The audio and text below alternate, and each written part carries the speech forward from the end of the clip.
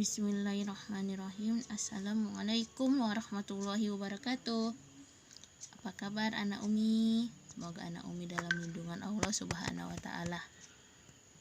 Ya, kita akan melanjutkan materi kita mengenai sumber daya hutan, ya anak Umi ya. Tetapi kan sebelumnya kita akan review dulu, ya kan? Kemarin ada beberapa jenis hutan, yaitu jenis hutan berdasarkan iklim, berdasarkan bentang alam, berdasarkan tipe pohonnya, berdasarkan asalnya, dan berdasarkan pembentukannya. Sudah kita bahas minggu-minggu yang kemarin. Hari ini kita akan membahas mengenai fungsi hutan bagi lingkungan hidup. Itu ya judul kita hari ini. Hutan merupakan sesuatu yang tidak dapat dipisahkan dari kehidupan sebagian besar rakyat Indonesia. Karena hutan memberikan sumber kehidupan bagi kita semua. Hutan menghasilkan air dan oksigen sebagai komponen yang sangat diperlukan bagi kehidupan umat manusia. Demikian juga dengan hasil hutan yang lainnya, memberikan manfaat kehidupan masyarakat. Ya, jadi anak Umi, jadi ada beberapa manfaat hutan, ya kan ya anak Umi, yang akan kita bahas hari ini. Jadi manfaat hutan bagi kehidupan masyarakat, yaitu terbagi dua manfaat hutan. Yang pertama, manfaat hutan secara langsung. Yang kedua, manfaat hutan secara tidak langsung. Hari ini akan kita bahas mengenai manfaat hutan secara langsung, yaitu yang pertama ya anak Umi, yang secara langsung. Ya, ini dia. Fungsi hutan dalam membantu manusia dan seluruh makhluk hidup di bumi untuk bernafas. Hutan memompa keluar oksigen yang kita butuhkan untuk kehidupan dan menyerap karbon dioksida yang kita perlukan. Satu pohon dewasa yang memiliki daun lebat mampu memproduksi oksigen yang kita butuhkan untuk 10 orang dalam satu musim. Masya Allah ya nak ya.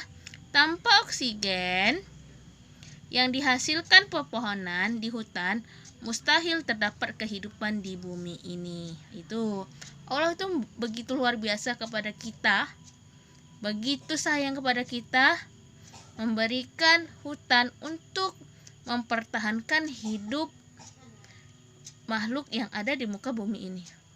Yang kedua, ya, menjadi tempat tinggal bagi banyak orang. Sekitar 300 juta orang tinggal di hutan di seluruh dunia, termasuk sekitar 60 juta masyarakat adat. Mereka menggantungkan mata pencariannya pada sumber daya hutan. Tanpa keberadaan hutan dapat kita bayangkan, tidak mungkin mereka dapat hidup secara berkembang.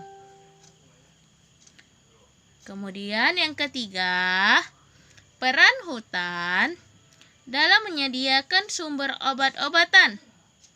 Hutan menyediakan berbagai jenis sumber obat-obatan bagi berbagai jenis penyakit manusia.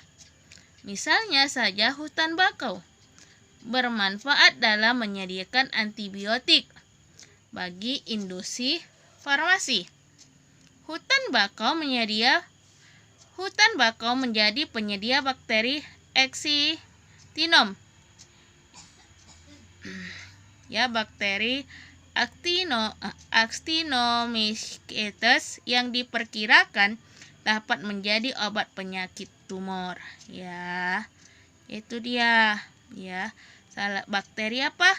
Actinomycetes ya, yang bisa menjadi obat tumor.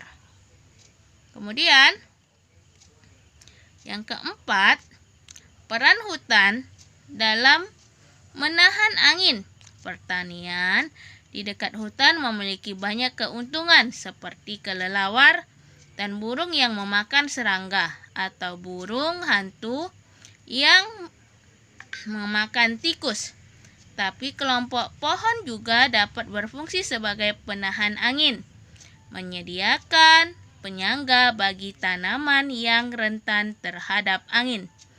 Ini dapat membantu proses penyerbukan tanaman, misalnya antara buah durian dan kelelawar. Ya, Naomi, kalau di pelajaran IPA yaitu perkembangbiakan tumbuh-tumbuhan, ya kan? Jadi penyerbukan untuk berkembang biak tumbuhan tersebut. Yang terakhir, ya Naomi, hutan berfungsi mencegah banjir. Akar pohon di hutan merupakan penahan air ketika hujan lebat, terutama untuk dataran rendah seperti bantaran sungai. Akar-akar pohon di hutan membantu tanah untuk menyerap laju air yang berpotensi menciptakan banjir bandang. Hutan juga berfungsi mengurangi resiko kehilangan tanah, misalnya tanah longsor, kerusakan properti dengan memperlambat aliran air deras. Banjir bandang yang dibelakangi ini sering menimpa beberapa daerah di Indonesia, disebabkan oleh hilangnya hutan di daerah pegunungan.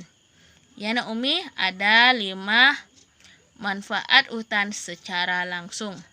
Jadi tugas Naomi meringkas 5 manfaat hutan secara langsung di buku catatan.